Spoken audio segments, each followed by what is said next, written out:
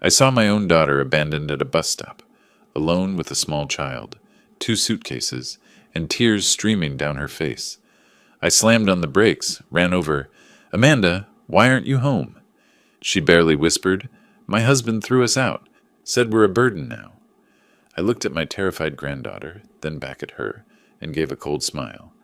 "Get in the truck, sweetheart. It's time this successful man meets the consequences." When he opened the door and saw me standing there, he went white as a ghost. Before continuing, subscribe to the channel and write in the comments what time it is in your region right now. My name is Roy Stone. I'm 68 years old, and I've lived in Austin, Texas for the better part of 4 decades. Spent 34 years as an assistant district attorney in Travis County, specializing in financial crimes and fraud. Retired 8 years ago, figured I'd earned some peace. These days I work with my hands in my garage workshop, building furniture, fishing on Lake Travis when the weather's good. Simple pleasures. Or at least, that's what I thought my life would be. My daughter Amanda is 35 now. She was always the kind of kid who believed the best in people, saw the world through rose-colored glasses. I remember when she was 7, she found a stray cat with a broken leg and cried for 3 days until I took it to the vet. That's who she is. All heart, sometimes not enough caution. When she met Derek Palmer at a charity gala 7 years ago, I saw the warning signs immediately. The way he checked his phone during their first dinner at our house. How he'd interrupt her mid-sentence to take calls. The subtle way he'd correct her pronunciation of wine names in front of others. But she was glowing, and I'd learned long ago that you can't protect your children from their own choices. You can only be there when those choices come home to roost. Derek's a financial consultant, successful by most measures. Drives a BMW, wears suits that cost more than my monthly pension, belongs to the right clubs. He's got that polished charm that opens doors and closes deals. When I'd watch him at family dinners, I'd see the performance, the calculated smile, the rehearsed anecdotes about his victories in the market. He never asked me about my work, never showed real interest in anything beyond his own reflection.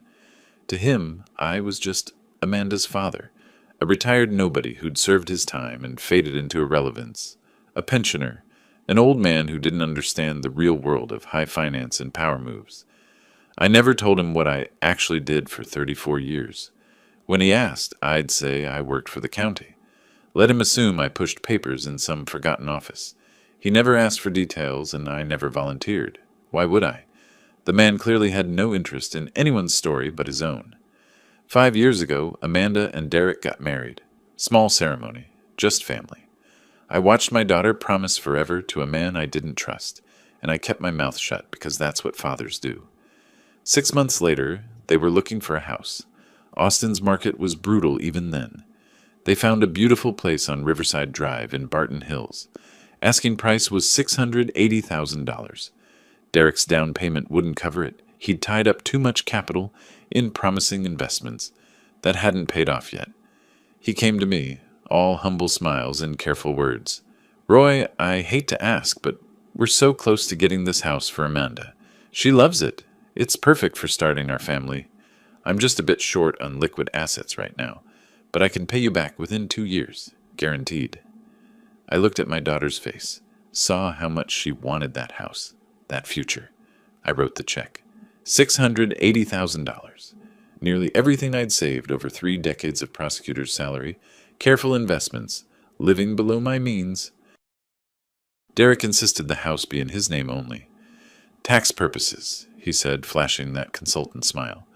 "Trust me, Roy, I do this for a living. It'll save us thousands annually. We'll handle the paperwork to add Amanda's name after we're settled." I should have known better. 34 years prosecuting financial criminals, and I let my guard down for family, for my daughter's happiness. I signed the papers, transferred the money, and watched the deed get filed with only Derek Palmer's name on it. That was 5 years ago. Derek never paid me back a single dollar. The house never got put in Amanda's name, and I never pushed it, because pushing meant admitting I'd made a mistake, meant creating conflict in my daughter's marriage. So I stayed quiet, visited for holidays, built a crib for my granddaughter Sophia when she was born 4 years ago, and kept my opinions to myself. The morning of the 12th started like any other Saturday. I'd gone fishing at dawn, caught 3 decent bass, felt that rare contentment that comes from silence and sunrise. I was driving back through Austin around 11, windows down, thinking about what kind of sandwich I'd make for lunch. That's when I saw her, my daughter, standing at a bus stop on South Lamar Boulevard, 2 suitcases beside her, 4-year-old Sophia sitting on one of them clutching a stuffed rabbit. Amanda's face was red and blotchy, tears streaming down her cheeks.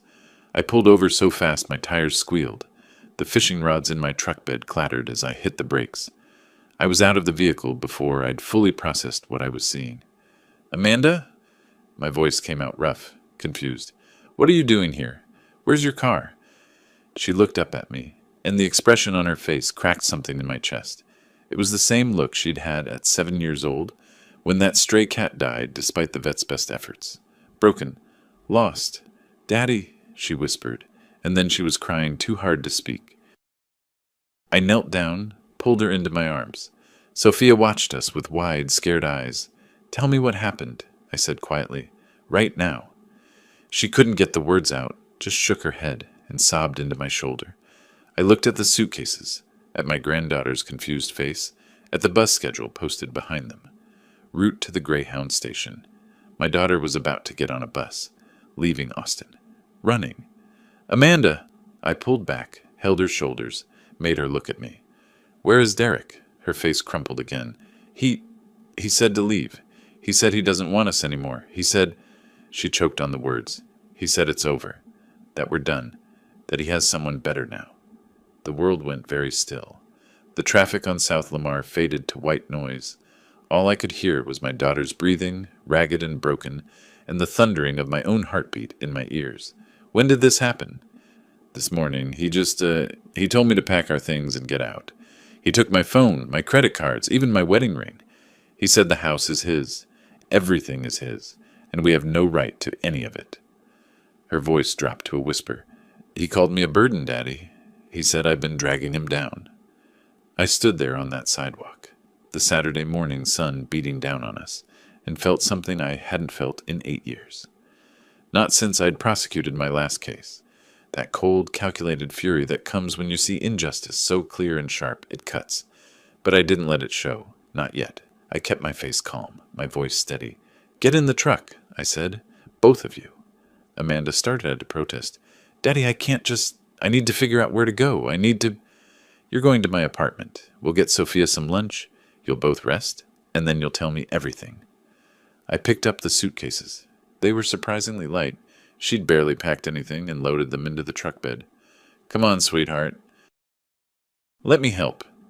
She nodded, numb, and lifted Sophia into the back seat.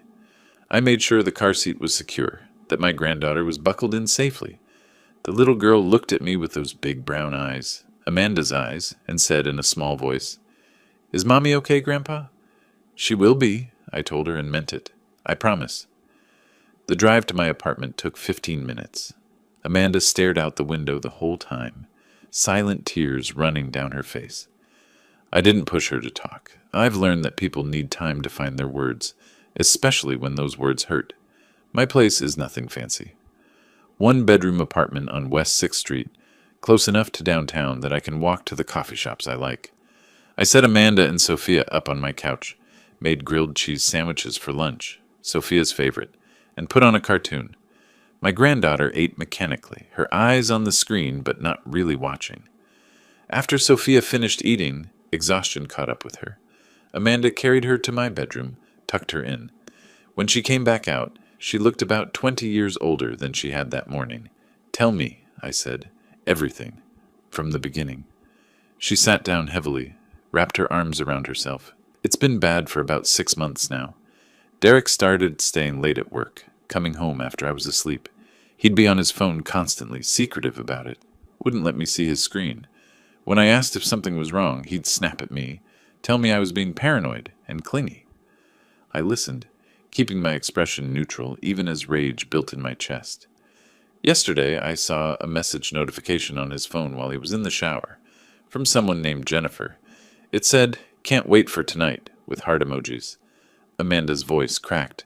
When he got out, I asked him about it. He didn't even try to deny it. He just looked at me like I was nothing.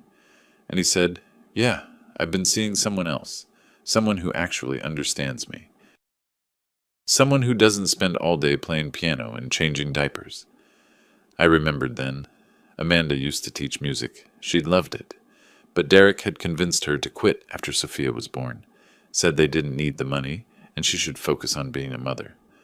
I asked him what that meant, if he wanted a divorce, if we could work on things. She laughed bitterly. He said there's nothing to work on. He's done. He wants a different life. This morning he told me to pack my things and leave. When I said I needed time, needed to figure out where to go, he just shrugged and said that wasn't his problem anymore. And your phone? Your cards? He said since he paid for everything, it's all his. The phone plan, the credit cards, they're all in his name. He said I have no legal right to anything because I didn't contribute financially to our marriage. She looked at me with hollow eyes. He said you were just a stupid old man who gave him money and never asked for it back, and that's my fault too, for having a naive family. There it was, that cold clarity that used to guide me through fraud cases, through unraveling the careful lies of men who thought they were smarter than everyone else. Derek had no idea who I was, who I'd been, what I'd done for over 3 decades. He thought I was just an old pensioner, someone who didn't understand the real world. I thought about all those years in the DA's office, the financial criminals I'd prosecuted, the scam artists, the embezzlers, the men in expensive suits who thought they could hide money, manipulate documents, destroy lives without consequence. I'd built cases against dozens of them, sent more than a few to federal prison, and my son-in-law, the man I'd given nearly $700,000 to, the man who'd married my daughter, thought I was nobody. "Daddy?" Amanda's voice was small, frightened. "What do I do?" I looked at my daughter, remembered her at 7 crying over a broken cat, at 16 playing Chopin in our living room, at 28 in her wedding dress, so full of hope, at 30 holding newborn Sophia with tears of joy in her eyes. I remembered all of it, and I thought about Derek Palmer, sitting in the house I'd bought, with some woman named Jennifer, probably laughing about the stupid old man and his pathetic daughter. Something shifted in me, settled, crystallized into absolute certainty. I stood up, walked to my daughter, and pulled her into a hug. When I spoke, my voice was calm, gentle, but underneath it was steel. "Here's what you're going to do. You're going to stay here as long as you need. You and Sophia. You're going to rest and heal and be safe." I pulled back, made her look at me. "And I'm going to have a conversation with your husband." "Daddy, no, he won't listen to—" "Amanda," I smiled. It wasn't a kind smile. "Trust me, he's going to listen." She searched my face, confused by something she heard in my tone. "What are you going to do?" I thought about all those cases, all those years, all that knowledge I'd accumulated about how money moves, how documents work, how the law can be a scalpel in the right hands. "I'm going to remind Derek that actions have consequences," I said quietly, "and that he made a very serious mistake." "What mistake?" I looked out my apartment window at the Austin skyline, thinking about a house on Riverside Drive, about financial records and bank transfers and 34 years of experience prosecuting men exactly like Derek Palmer. "He underestimated the wrong old man," I said. That night, after Amanda finally fell asleep next to Sophia in my bed, I sat in my living room with a legal pad and started making notes. Names of old colleagues, questions about property law, financial disclosure, marital assets, the first threads of something that would become a web. I'd been a quiet pensioner for 8 years, built furniture, went fishing, stayed out of the fight. But some fights come to you whether you want them or not, and when they do, you remember who you used to be. I picked up my phone and started making calls.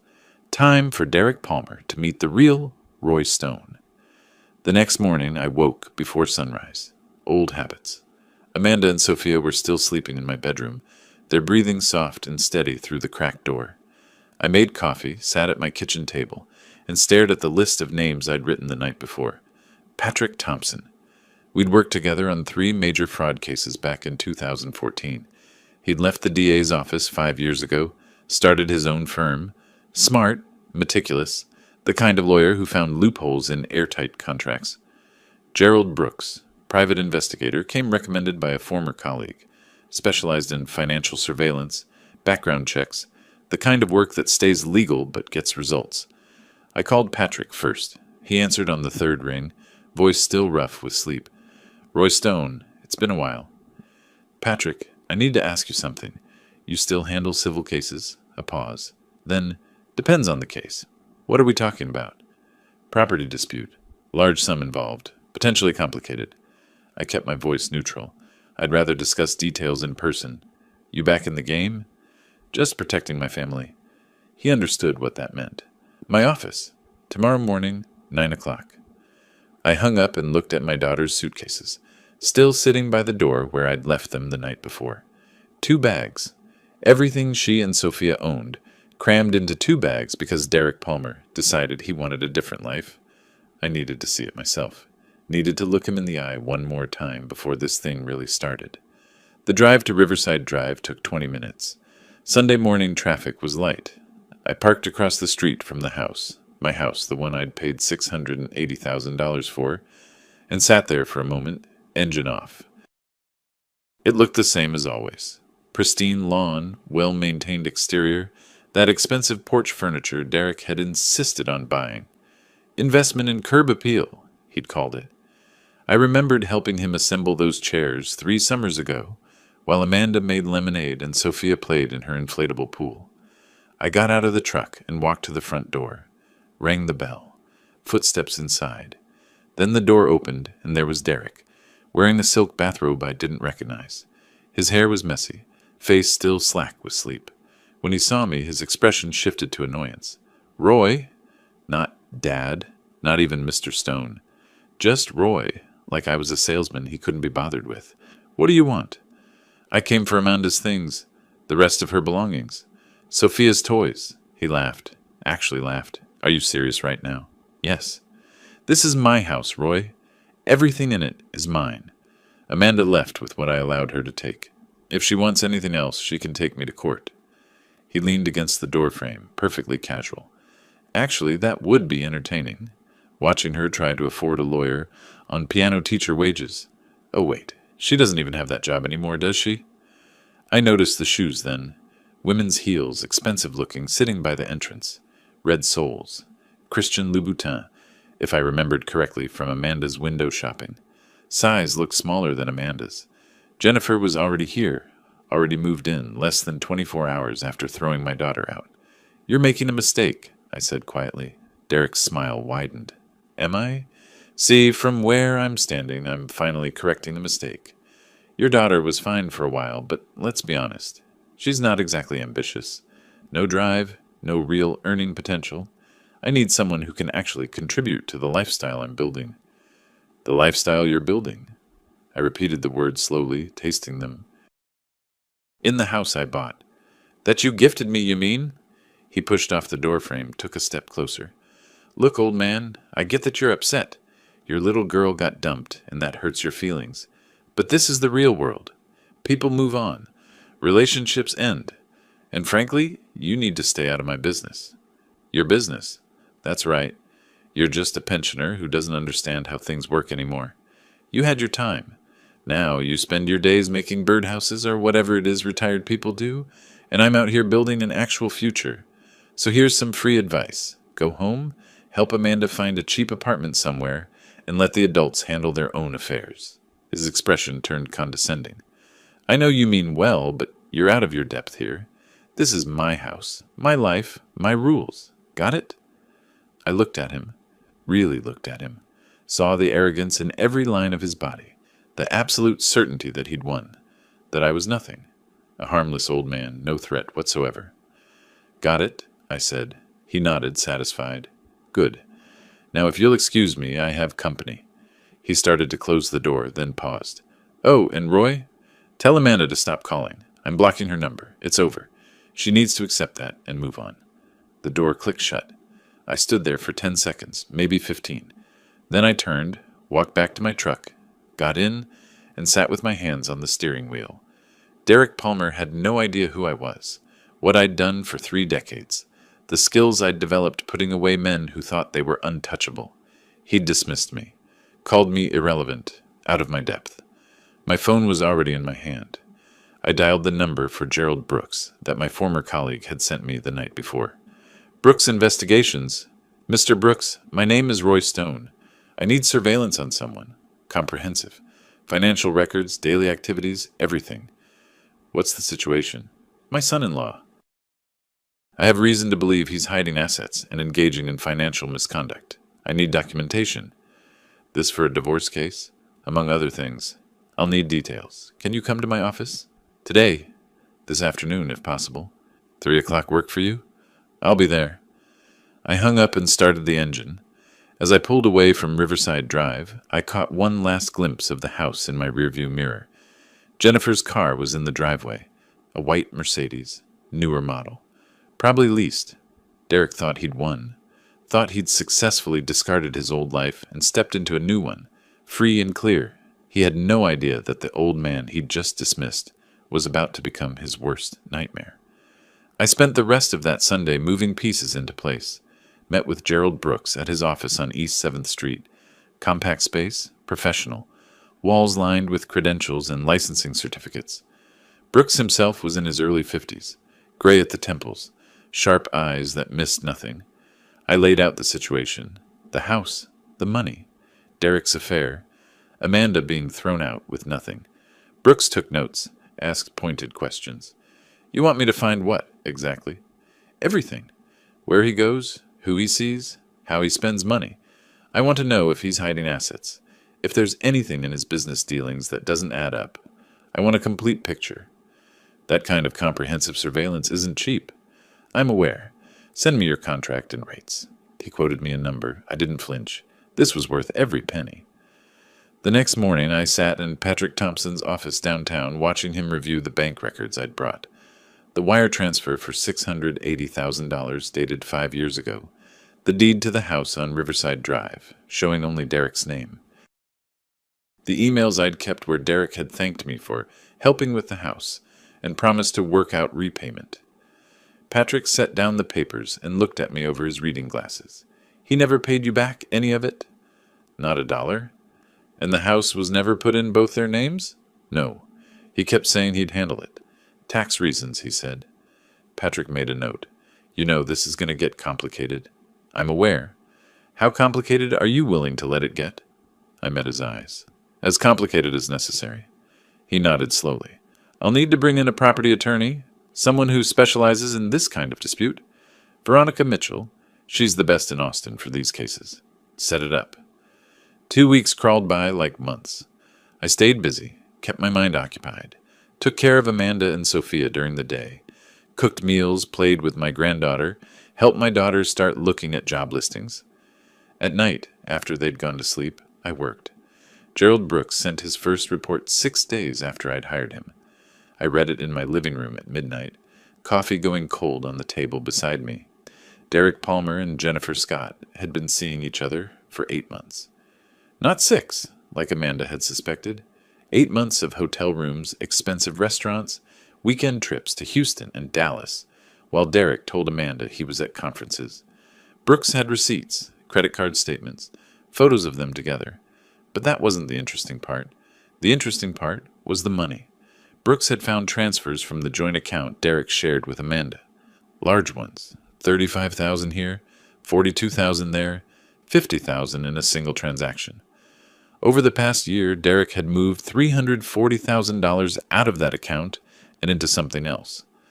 Brooks was still tracking where it went, but the pattern suggested offshore accounts, the kind people use when they don't want their spouse, or the IRS, knowing what they're doing. I forwarded the report to Patrick Thompson with a simple note. This help? His response came within an hour. Meeting with Mitchell tomorrow. Come to her office at 10 a.m. Veronica Mitchell's office was in a glass tower downtown, 20th floor, panoramic view of Austin. She was mid-40s, sharp suit, sharper mind. She'd reviewed everything before I arrived. The wire transfer, the deed, Brooks's preliminary findings. Mr. Stone, she said, gesturing to a chair, Patrick's filled me in on the basics. Let's talk about your options. I sat down. What are they? The house is in Derek's name. That's a fact. But you have documentation proving you paid for it in full. That creates an interesting situation. She pulled out a legal pad. Derek can claim it was a gift, no strings attached. You can argue it was a loan or held in trust for your daughter. The bank records help your case. There's a clear transfer of funds, nothing indicating gift intent. So I can get my money back? Potentially. You'd file a civil suit for repayment. If the court agrees the money was a loan and not a gift, Derek would owe you $680,000 plus interest. At current rates, accounting for 5 years and market appreciation, we could argue for around $847,000. I did the math in my head. More than $160,000 in interest and inflation adjustment. And if he can't pay, then the house becomes collateral. He'd be forced to sell or transfer ownership to satisfy the debt. She tapped her pen against the pad. But there's a complication. He's planning to sell the house anyway. How do you know that? Patrick spoke up from where he'd been sitting quietly. I have contacts at several real estate firms. One of them mentioned Derek reached out about listing the property, asking price around $920,000. Of course, Derek wasn't planning to keep the house. He was going to sell it, pocket the profit, and start fresh with Jennifer. Use my money to fund his new life. Can we stop the sale? I asked. Veronica nodded. I can file for a restraining order on the property. Freeze any sale until the civil suit is resolved. But we'd need to move fast. How fast? I can have the paperwork ready by tomorrow afternoon. We file first thing the following morning. Meanwhile, Amanda was falling apart. She'd tried calling Derek 17 times in those first 2 weeks. I knew because she told me, crying on my couch while Sophia napped. Every call went to voicemail. Every text went unanswered. I just want to understand, she kept saying. I just need to know why. I wanted to tell her the truth, that Derek was a snake who'd been planning this for months, who'd hidden money and brought his mistress into their home before the bed was even cold. But she wasn't ready to hear it. She still loved him, still thought maybe this was a mistake he'd realize and correct. So I stayed quiet and let Brooks keep digging. The second report came 9 days after I'd hired him. This one included financial details on Derek's consulting business. He had clients, mostly retirees and middle-class families, looking for investment advice. Brooks had found evidence of something troubling. Several clients had made investments based on Derek's recommendations that had lost significant value. But Derek had collected commissions regardless. One client in particular stood out. Ralph Ward, 73, retired postal worker. He'd invested $120,000, his entire life savings, in a tech startup Derek had recommended. The company had folded within 8 months. Ward lost everything. But Derek had collected $15,000 in fees up front. I sat with that information for a full day, turning it over in my mind. Then I did something I hadn't done in years. I pulled out my old case files from the storage unit I kept across town. Spent an afternoon reviewing fraud cases, financial misconduct patterns, the way prosecutors build evidence chains. It felt like putting on an old coat and finding it still fit perfectly. Patrick called on the 13th day. Veronica's got the restraining order ready. We file tomorrow morning. Derek will be served by end of business day. Good. Roy, his voice turned serious. Once we do this, there's no going back. This becomes a legal battle. Are you sure? I thought about my daughter, crying on that bus stop bench, about Sophia, confused and scared, about Derek smirking in his bathrobe, telling me I was out of my depth. I'm sure, I said. That night, I couldn't sleep. Lay in bed staring at the ceiling, listening to Amanda and Sophia breathing in the next room, thinking about all those years I'd spent building cases, finding the weak points in criminals' defenses, learning how money moves and how people hide it. Derek Palmer had dismissed me as a harmless old man. He thought I was irrelevant, powerless, no threat to his carefully constructed new life. He thought wrong. Tomorrow, the first piece would fall. The restraining order would freeze the house sale. Derek would realize I wasn't going away quietly. He'd start to understand that maybe, just maybe, he'd underestimated the person standing across from him. And after that, I'd keep pulling threads until the whole thing unraveled. The hidden money, the suspicious client deals, whatever else Brooks found. I'd build a case the way I used to, methodical and thorough, until Derek Palmer was standing in front of a judge, explaining exactly why he thought he could steal from my daughter and walk away clean. I wasn't just some pensioner making birdhouses in his garage. I was Roy Stone, and I was done being quiet. The first Monday of May, I watched Veronica Mitchell file the civil suit at the Travis County Courthouse. The clerk stamped the documents, assigned a case number, and just like that, it was official. Roy Stone versus Derek Palmer. Amount claimed $847,500. The summons would be delivered to Derek within 48 hours. I went home, made lunch for Amanda and Sophia, and waited. 2 days later, my phone rang at 7 in the evening. Unknown number. I answered. "You absolute—" Derek's voice exploded through the speaker, so loud I had to pull the phone away from my ear. "What do you think you're doing? You're suing me? Are you out of your mind?" I walked into my bedroom, closed the door so Amanda wouldn't hear, kept my voice level. "I'm recovering money I loaned you for a house purchase. It's a straightforward civil matter." "Loan? It was a gift. You gave us that money as a wedding present." "That's not what your emails say. The ones where you thanked me for helping with the house and promised to work out repayment." Those emails. Silence. Then, "This is extortion. It's blackmail. I'll have you arrested." I almost laughed. "Derek, I was a prosecutor for 34 years. I know the difference between a legitimate lawsuit and extortion. This is the former. You owe me money. I want it back. That's how civil court works." "You can't do this." His voice had shifted from rage to something close to panic. "The house isn't even worth that much. Current market value is approximately $920,000. My suit is for $847,500. That leaves you with a small profit, assuming you can sell it." I paused. "Although I understand you've already been looking at selling it. Planning to move downtown with Jennifer?" Another silence. Longer this time. "How do you— You've been spying on me." "I've been gathering information relevant to my case. All perfectly legal." "I have lawyers, Roy. Good ones. Expensive ones. They'll tear this apart." "I'm sure they're very competent." "I look forward to seeing them in court." "You're making a huge mistake, old man. You have no idea who you're messing with." That made me smile. Finally, some honesty. "Actually, Derek, I think you're the one who has no idea. But you'll figure it out eventually. Goodbye." I hung up before he could respond. 3 hours later, Patrick called. "Derek's attorneys just contacted me. They want to negotiate." "Already?" "They're offering to settle. $50,000 and you drop the suit." I considered that. 50,000 was more than nothing, but it was insulting. Counteroffer, 847,500. Full amount. Or we go to trial. They won't accept that. Then we'll see them in court. Patrick was quiet for a moment. "Roy, you know this could take months. Maybe a year or more. Civil cases move slowly." "I'm retired. I have time."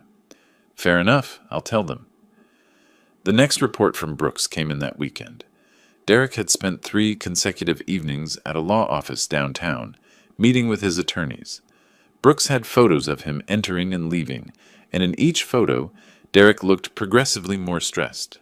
Rumpled suit, tie loosened, dark circles under his eyes. But the interesting detail was at the end of the report. Derek had contacted a real estate agent, wanted to list the house on Riverside Drive for $920,000. Move fast, cash sale preferred. He was trying to sell it out from under the lawsuit. I forwarded the report to Veronica Mitchell with a note. "Can we stop this?" Her response came within 30 minutes. "Already on it. Filing for temporary restraining order tomorrow morning. The house will be frozen pending resolution of your suit. He won't be able to sell without court approval." I sat back in my chair, coffee cooling in my hand. Derek was scrambling. Good. Let him scramble. Let him feel what it's like when the ground shifts under your feet and you realize you're not as secure as you thought. Amanda noticed I was distracted that night. We were having dinner, spaghetti, Sophia's favorite, and I kept checking my phone. "Dad, is everything okay?" she asked. "Everything's fine, sweetheart. You seem different since we got here, more focused." I looked at my daughter. She was starting to look better. some color back in her face, less crying. She'd started looking at job postings, talking about getting back into music teaching. Sophia had adjusted to the change, thought of my apartment as an adventure. "I'm just taking care of some things," I said, "making sure you and Sophia are protected." She frowned. "Derek's lawyers called me today, left a message saying I should contact them, that they want to discuss asset division." "Don't talk to them, not without your own lawyer present." "I can't afford a lawyer, Dad." "I'll handle it, don't worry." She studied my face. "What are you doing?" "What I should have done 5 years ago, making sure the people who matter are taken care of." The restraining order came through the following Tuesday. Veronica called to confirm. "The house is frozen. Derek can't sell, can't refinance, can't transfer ownership. Not until the civil suit is resolved." "How long until we get a court date?" 6 to 8 weeks, typically, but I'm pushing for sooner. The judge reviewed the preliminary evidence and seems inclined to move this along. Good. Roy, there's something else. Derek's attorneys filed a motion claiming the money was a gift. No repayment obligation. They're citing the statute of limitations on debt collection. We expected that. I know. But they're also claiming you're harassing their client. They want the suit dismissed as frivolous. I thought about Derek's face in that doorway, dismissive and arrogant, about Amanda crying on a bus bench, about Sophia's confused little face. "Let them claim whatever they want," I said. "We have bank records, we have emails, we have the truth." That night, Brooks sent another update. This one included photos of Derek and Jennifer at a restaurant, arguing. Jennifer's face was tight with anger. Derek looked like he was pleading with her. The body language told a story. Things were not going well in Paradise. Brooks had also dug deeper into Derek's financial consulting business. He'd found something interesting. 3 clients in the past 2 years who'd made investments on Derek's recommendation. Investments that had tanked. The clients lost money. Derek collected his commission regardless. One name jumped out. Ralph Ward. 73 years old. Retired postal worker. Investment amount, $120,000. His entire retirement savings. Gone in 8 months when the tech startup Derek recommended went bankrupt. I found Ralph Ward's address in Brooks's report. Called him the next morning. "Mr. Ward, my name is Roy Stone. I understand you were a client of Derek Palmer's financial consulting firm." Pause. Then a cautious voice. "Who are you?" "Derek's father-in-law. Well, former father-in-law. He's married to my daughter." "Was married. It's complicated. What do you want?" "I want to know about the investment advice he gave you. The startup that went under." Another pause. Longer. "Why?" "Because I'm building a case against him, and I think you might want to be involved." We met at a coffee shop near his house in South Austin. Ralph was thin, weathered, with hands that shook slightly when he held his coffee cup. He looked tired. The kind of tired that comes from watching your future disappear. He told me everything. How Derek had seemed so professional, so knowledgeable. How he'd promised the investment was low risk, high reward. How Ralph had trusted him because Derek had credentials, certifications, a nice office. "I gave him everything," Ralph said, staring into his coffee. $120,000. 40 years of saving? He said it was a sure thing. 6 months later, the company folded. My money was gone. When I confronted Derek, he said that's how investing works. Risk and reward. He'd warned me, except he hadn't. Not really. Did he collect a fee for the investment advice? $15,000 up front, non-refundable. I did the math. $15,000 from Ralph. How many other clients? How much had Derek skimmed while people lost their savings? "Mr. Ward, would you be willing to testify about this, in court?" He looked at me with hollow eyes. Would it matter? It might. I can't promise anything. But I'm going after Derek Palmer for what he did to my daughter, and I think what he did to you is part of the same pattern. Greed, manipulation, taking advantage of people who trusted him. Ralph was quiet for a long moment. Then he nodded. "I'll testify, if it helps stop him from doing this to someone else." I shook his hand, got his contact information, and sent it all to Patrick Thompson that afternoon. The weeks crawled by. May turned into early June.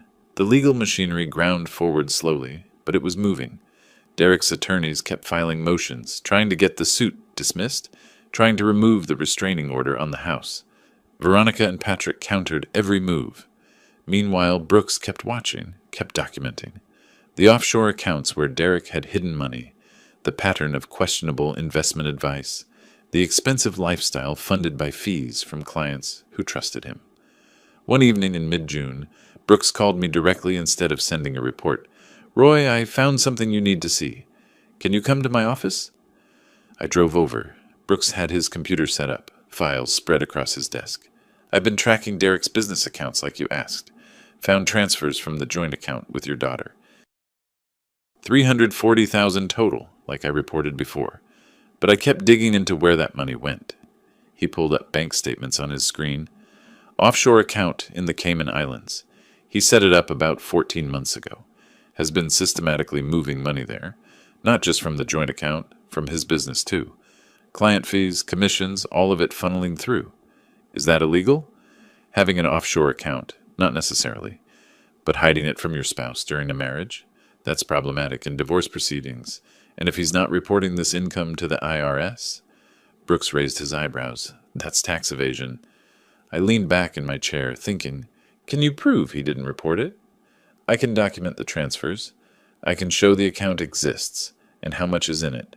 Approximately 410,000 now. But proving he didn't report it to the IRS? That's trickier. We'd need his tax returns, and those are protected. What if he had to produce them? In court? Brooks smiled. Then it would become very interesting. I called Patrick that night, explained what Brooks had found. Can we use this? In the civil suit? Maybe. We can request financial disclosure. If Derek has been hiding assets during his marriage, that's relevant to the property claim. He paused. But Roy, this could get bigger than just your lawsuit. If there's evidence of tax fraud, that's federal. That's criminal. I know what it is. You want to go there? Because once we open that door, we can't close it. I thought about Amanda, crying because her husband had thrown her away. About Sophia, confused and scared. About Ralph Ward, his life savings gone because he trusted the wrong man. Open the door, I said.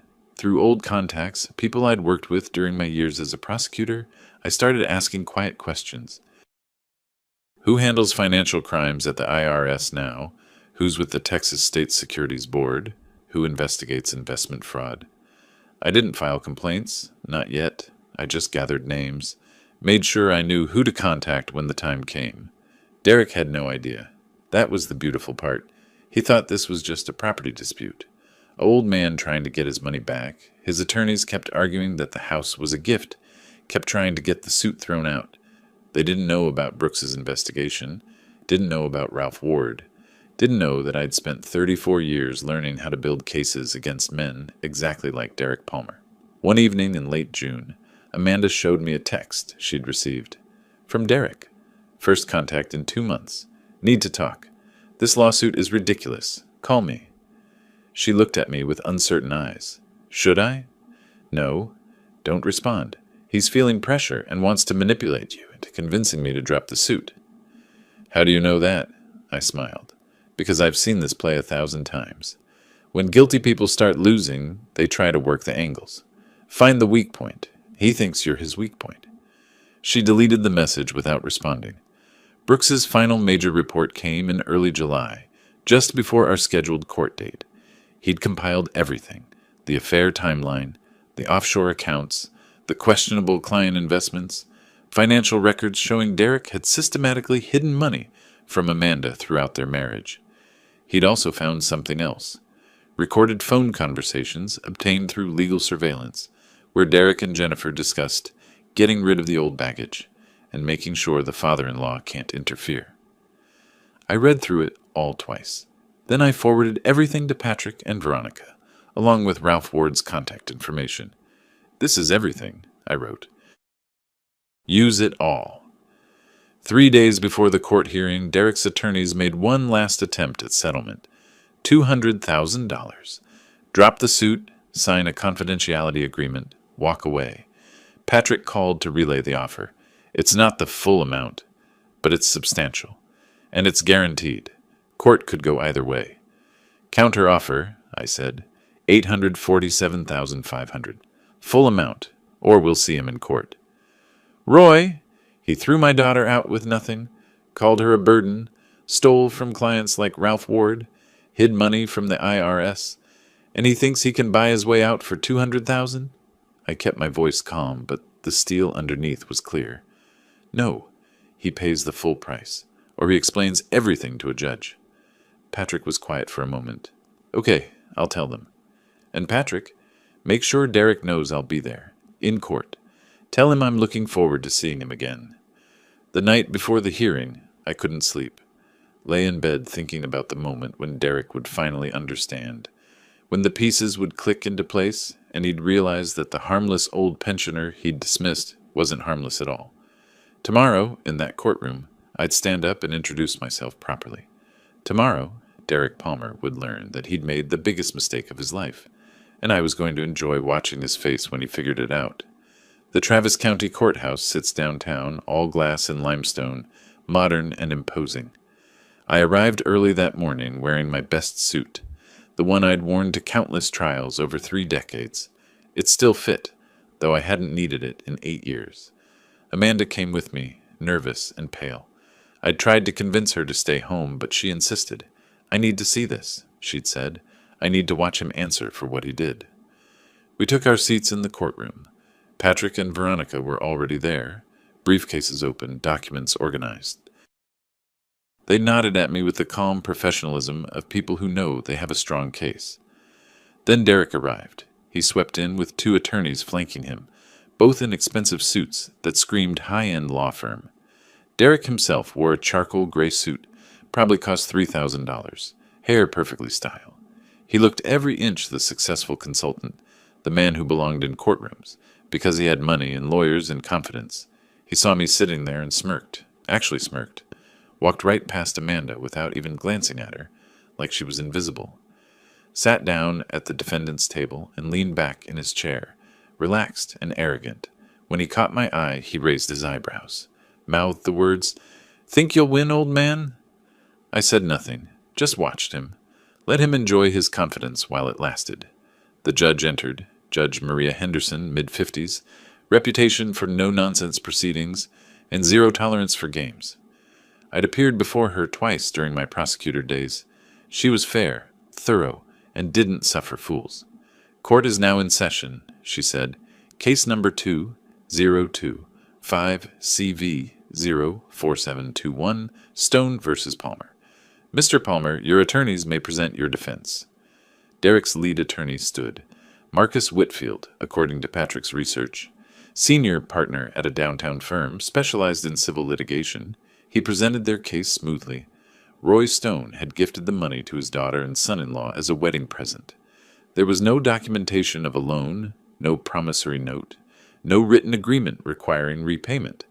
The money was transferred freely with no strings attached. Therefore, Mr. Palmer owed nothing. It was a good argument. Clean. Simple. If I hadn't prepared for exactly this strategy, it might have worked. Judge Henderson looked at me. Mr. Stone, you're representing yourself? Actually, Your Honor, I'm here with counsel. I gestured to Patrick, who stood and introduced himself. But I would like to make a brief statement, if the court permits, I added. She nodded. Proceed. I stood up slowly, felt Derek's eyes on me, still confident, still dismissive.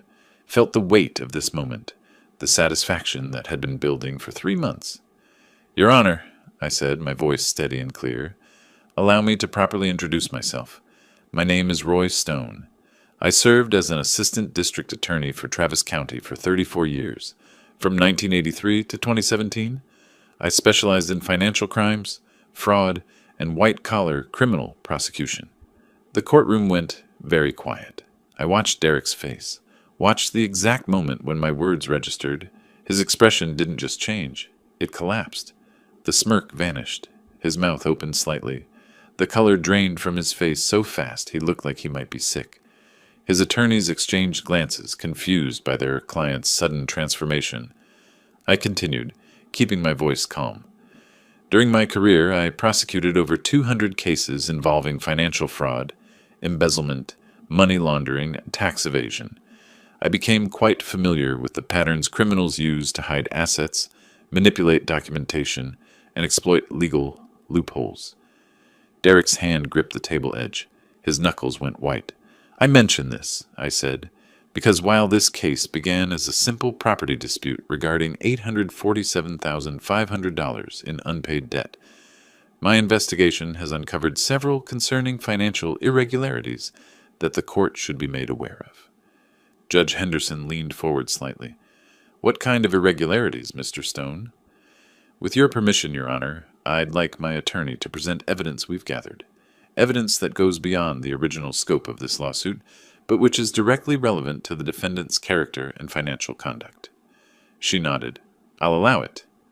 Patrick stood, opened his briefcase, and pulled out the first folder. "Your Honor, we'd like to submit evidence showing that the defendant, Mr. Derek Palmer, has been systematically transferring large sums of money from joint marital accounts into offshore accounts without his spouse's knowledge or consent." He handed documents to the bailiff, who passed them to the judge. I watched Derek lean over and whisper urgently to his attorneys. They started flipping through their own papers. Clearly unprepared for this direction, Patrick continued. "Specifically, over the past 14 months, Mr. Palmer transferred $340,000 into a Cayman Islands account. This occurred while he was still married to Amanda Palmer, Mr. Stone's daughter, making these marital assets that were deliberately hidden." Judge Henderson studied the documents, bank statements, transfer records, all documented, all traceable. "Additionally," Patrick said, "we have evidence that Mr. Palmer has been providing investment advice to clients through his financial consulting business. Several of these clients suffered significant losses based on Mr. Palmer's recommendations, while Mr. Palmer himself collected substantial fees, regardless of the investment outcomes." He submitted another folder. "We have a witness prepared to testify. Mr. Ralph Ward, a 73-year-old retiree who lost his entire life savings, $120,000, on an investment Mr. Palmer recommended. Mr. Palmer collected $15,000 in fees up front." Derek was leaning so close to his attorneys now, whispering so urgently that the judge tapped her gavel. "Mr. Palmer, you'll have your chance to respond. Please remain quiet while counsel presents evidence." Veronica stood next. "Your Honor, we also have documentation suggesting Mr. Palmer may not have properly reported all income to the Internal Revenue Service. The offshore accounts, the business fees. There's a pattern of financial concealment that raises serious questions about tax compliance." She handed over more documents. "Tax forms, business records, the web of evidence we'd spent months building." I stayed standing, watching Derek. His face had gone from pale to flushed, a red creeping up his neck. His jaw was clenched so tight I could see the muscle jumping. His eyes kept darting between me, his attorneys, and the judge, like a trapped animal looking for an exit. This was the moment when Derek Palmer finally understood that the harmless old pensioner he'd dismissed, the irrelevant father-in-law he'd mocked, was the worst person he could have possibly underestimated. Judge Henderson set down the documents. "These are serious allegations. Mr. Whitfield, does your client wish to respond?" Derek's attorney stood, but he looked shaken. "Your Honor, we were not prepared for this expansion of scope. This hearing was scheduled to address a property dispute, not to litigate my client's entire business practice or tax history." "Nevertheless," Judge Henderson said, "the evidence has been presented. If there's no immediate response, I'm inclined to call a recess so your client can consider his position."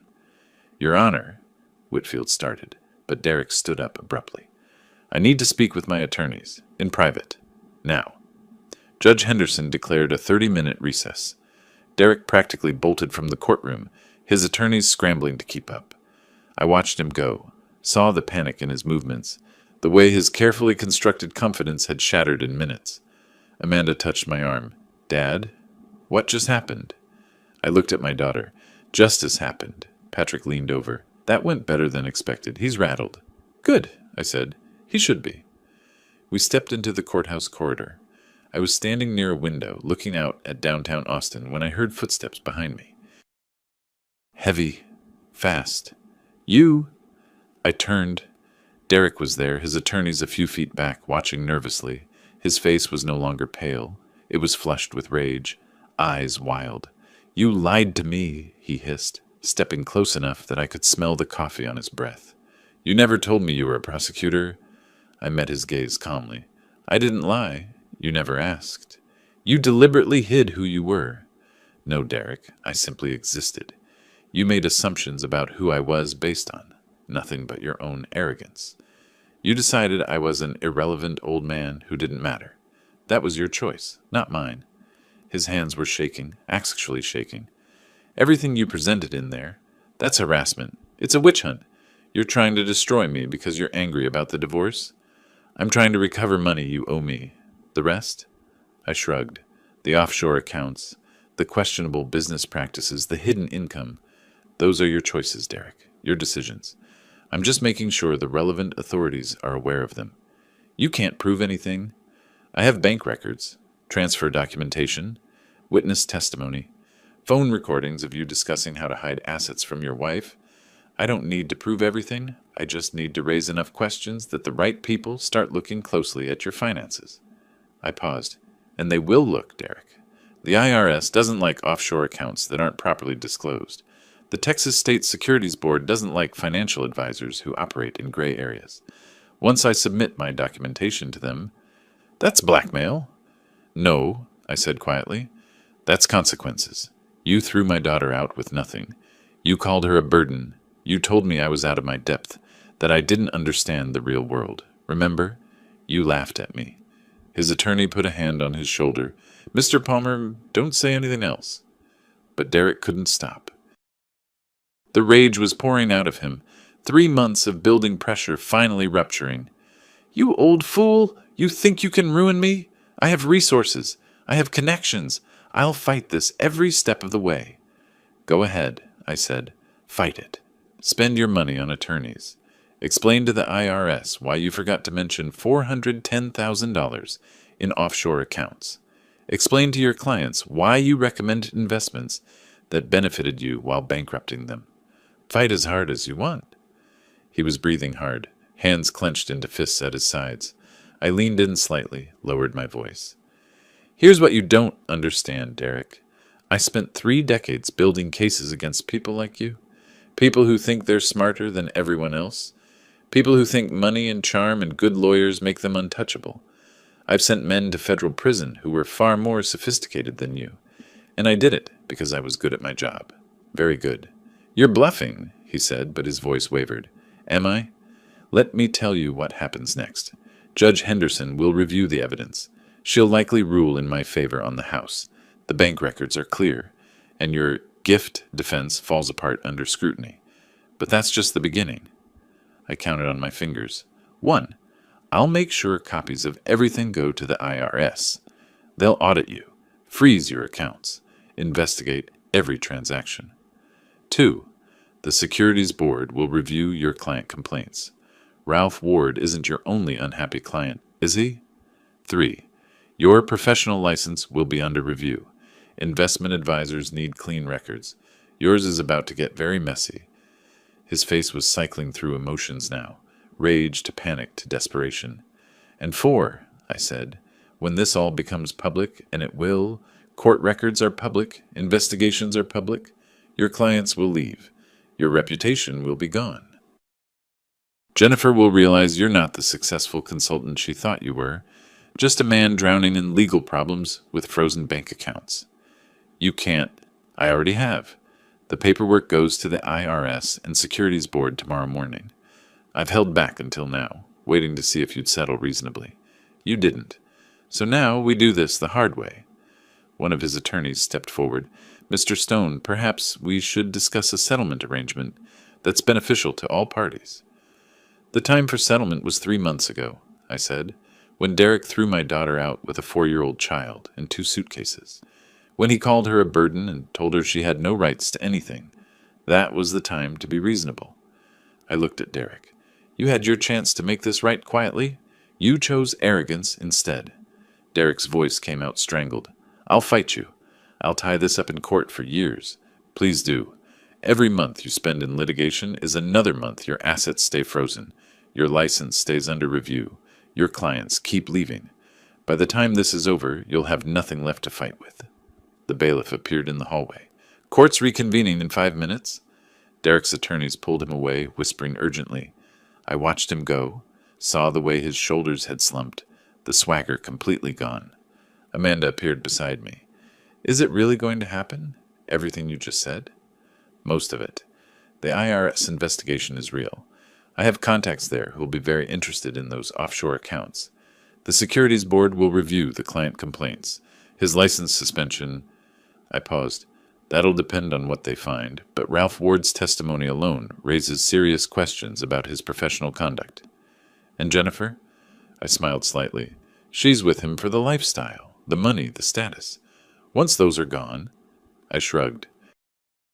People like Jennifer don't stick around when things get difficult. We filed back into the courtroom. Derek sat hunched at his table, conferring with his attorneys in desperate whispers. The confidence was completely gone. In its place was fear, barely concealed panic. Judge Henderson returned to the bench. Mr. Whitfield, has your client formulated a response to the evidence presented? Whitfield stood slowly.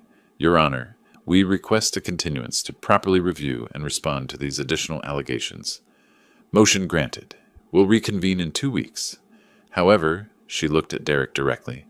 Given the seriousness of the financial concerns raised, I'm ordering full financial disclosure from the defendant. All accounts, all assets, all business records. Failure to comply will result in sanctions. Derek's face went pale again. Additionally, Judge Henderson continued, the restraining order on the property at Riverside Drive remains in effect. No sale, no transfer, no encumbrance until this matter is resolved. She banged her gavel. Court adjourned. As we gathered our things, I saw Derek staring at me across the courtroom. The hatred in his eyes was palpable, but underneath it, I saw something else. Fear. Because now he knew. Now he understood that he hadn't just wronged a harmless old man. He'd picked a fight with someone who knew exactly how to dismantle him piece by piece, using nothing but the truth and the law. 2 weeks after the initial hearing, we reconvened in Judge Henderson's courtroom.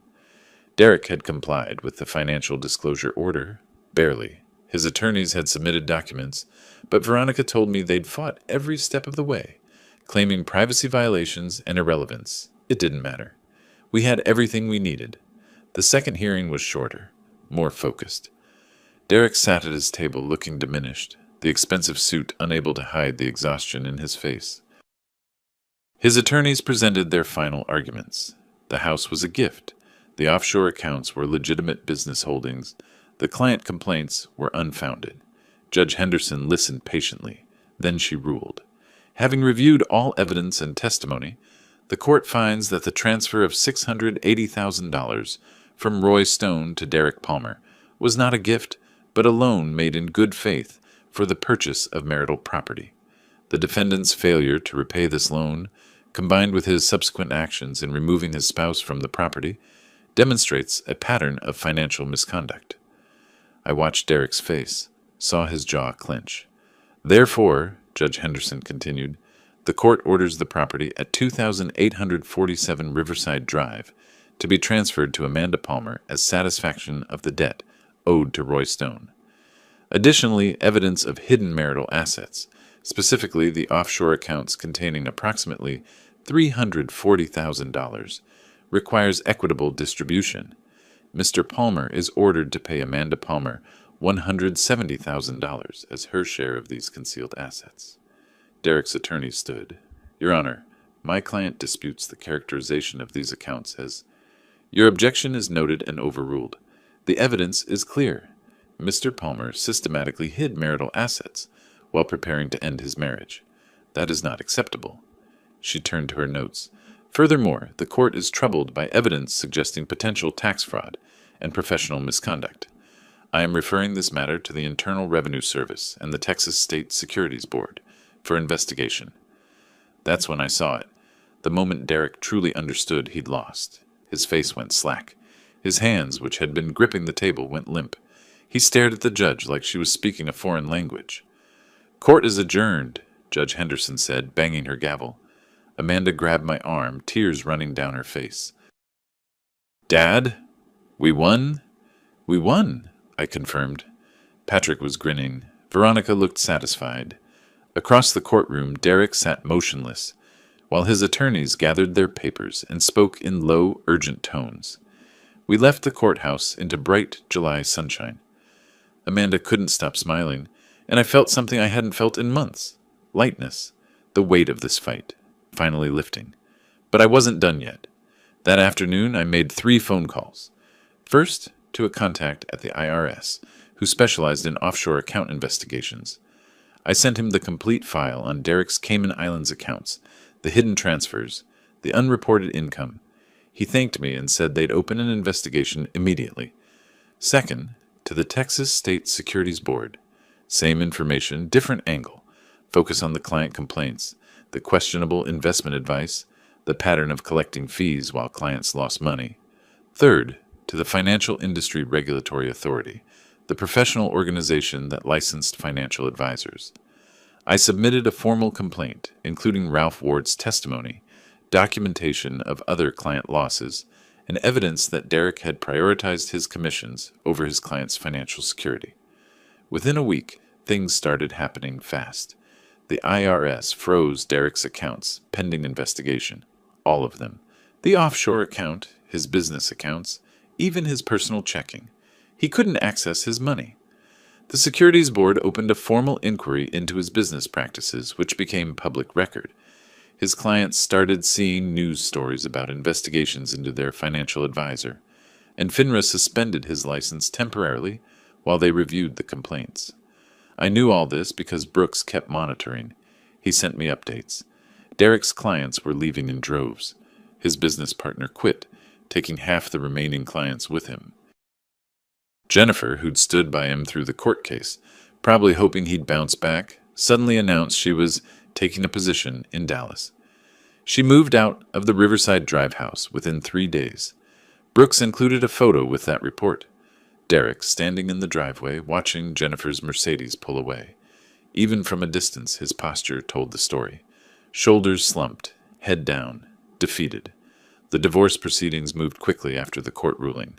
Amanda's attorney, paid for by me gladly, pushed hard. Derek had no leverage left. He signed the papers without contest. No alimony, no child support beyond the minimum. He claimed he had no income anymore, and given the frozen accounts and suspended license, it was probably true. The house transferred to Amanda's name in mid-August. I helped her and Sophia move back in. Watching my daughter walk through that door, her door now, her house, that was worth everything. But the best moment came 2 weeks later. I was in my workshop sanding down a wooden bed frame I'd built for Sophia, when my phone rang. Unknown number. Mr. Stone, this is Marcus Whitfield, Derek Palmer's attorney. I set down the sandpaper. Mr. Whitfield, what can I do for you? My client would like to speak with you. He wants to discuss the possibility of you withdrawing your complaints to the IRS and Securities Board. That's not possible. The investigations are out of my hands now. I submitted information. What they do with it is their decision. He's willing to negotiate. Perhaps some financial arrangement. With what money? His accounts are frozen. Silence. Then, Mr. Stone, my client is facing serious consequences. His career's over. He's looking at potential criminal charges. He's lost everything. I thought about Amanda, crying on that bus bench, about Sophia's confused face, about Ralph Ward's shaking hands. Mr. Whitfield, your client made his choices. He chose to steal from his wife. He chose to hide money from the government. He chose to prioritize his own profit over his client's well-being. Those choices have consequences. Is there nothing he can do to make this right? He could have made it right 3 months ago, when I asked him to return the money he owed me, when I offered to settle quietly. He chose arrogance instead. He called me irrelevant, an old man who didn't understand the real world. I paused. Now he understands.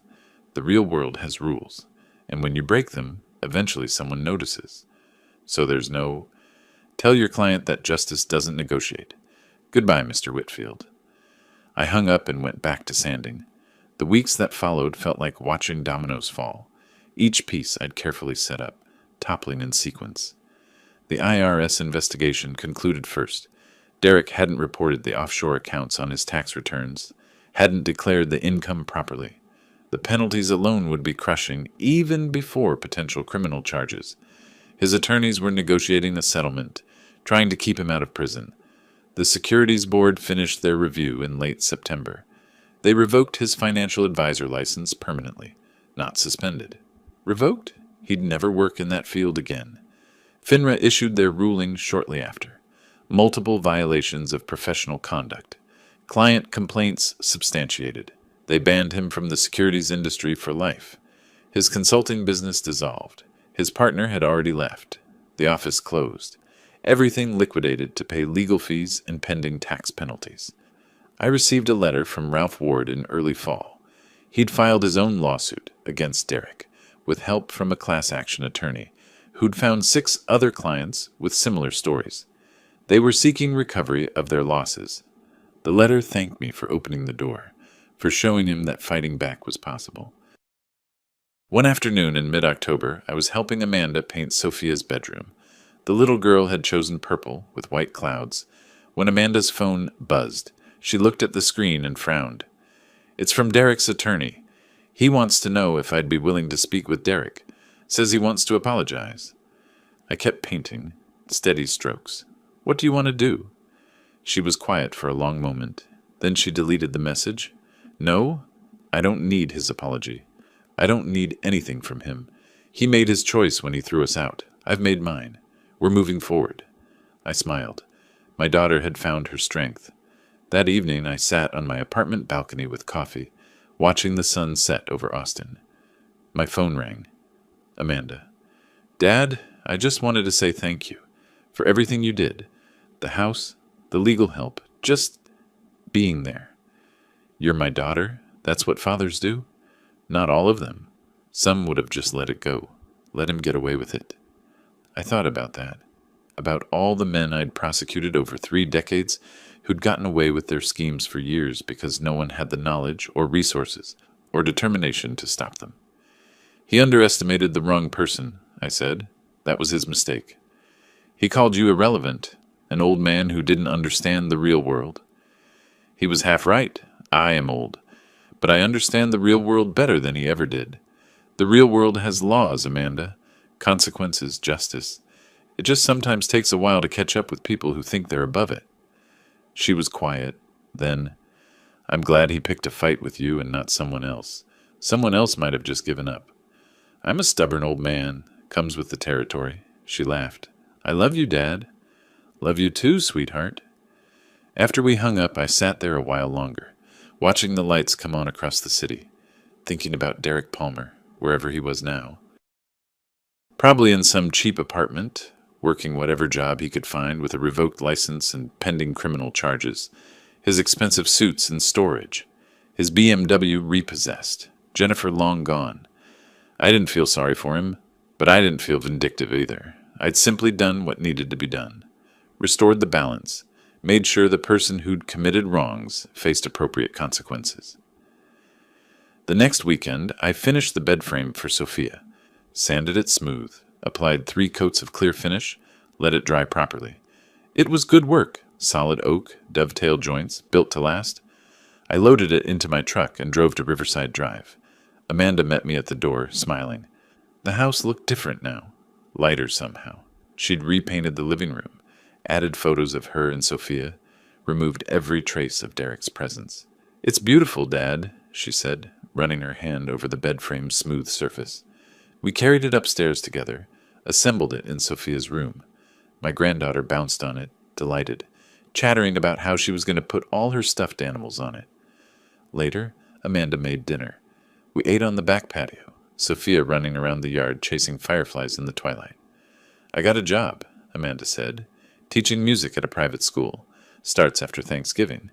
Good pay, benefits, flexible schedule for Sophia." "That's wonderful. And I've been thinking, maybe I'll start performing again. Small venues, coffee shops. I used to love that."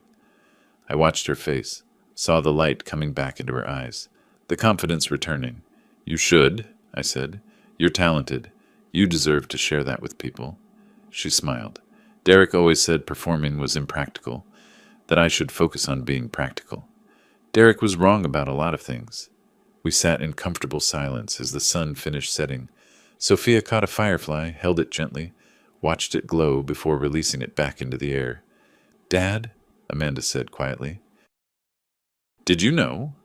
When you first met Derek, did you know what he was?" I thought about that first dinner 7 years ago. The way Derek had checked his phone constantly, the subtle condescension, the calculation in his eyes. "I knew he was selfish," I said. "I knew he saw people as tools, not as partners. But I thought maybe he'd change. Maybe loving you would change him. But it didn't. No, people like Derek don't change.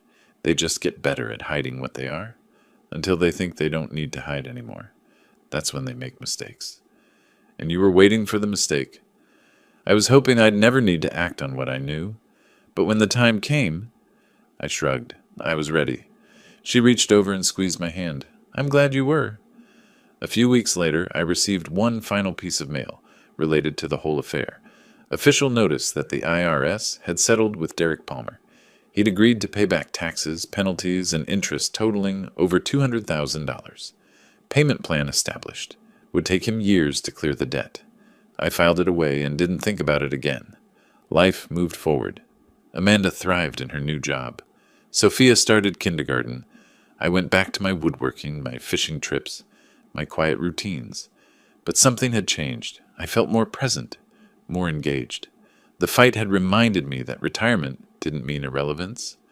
One evening in late October, I was in my workshop finishing a small table for Sophia's room when my phone rang. Patrick Thompson. "Roy, thought you'd want to know. Derek's criminal case was resolved today. Pleaded guilty to tax evasion, 2 years probation, community service, the financial penalties we already knew about. No prison time, but it's on his record permanently." "Good," I said simply. "You did good work on this one. Thorough, professional, almost like old times." "Almost," I agreed, "but better." This one was personal. After hanging up, I stood in my workshop, surrounded by the smell of sawdust and wood oil, and thought about justice, how it's not always swift, how it requires patience, preparation, and the willingness to see things through to the end. Derek Palmer had thought I was just a harmless old pensioner, someone to dismiss, someone who didn't matter. He learned otherwise, and in learning that lesson, he'd lost everything he'd valued: his money, his status, his career, his freedom from legal consequences. All because he'd underestimated one simple truth. Justice doesn't have an expiration date, and you should never, ever underestimate the old man who spent 34 years learning how to make it happen. I picked up the small table, examined it in the light. The joints were perfect. The finish smooth. Good, honest work, just like justice should be.